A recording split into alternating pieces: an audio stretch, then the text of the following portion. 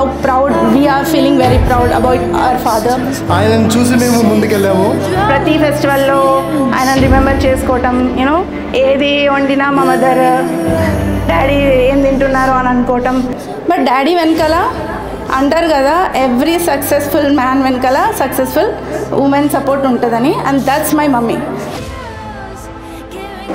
నేను చిన్నప్పటి నుంచి కూడా ఫాదర్ మదర్కి కొంచెం దూరమే ఉన్నాను, అయినా కూడా ఎక్కడ ప్రేమ అనేది తినండి.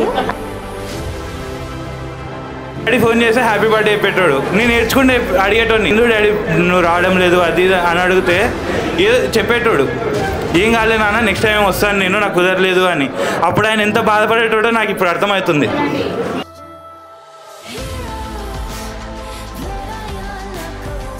నాతో మా పిల్లలు భార్య పిల్లలు ఉండేది బెస్ట్.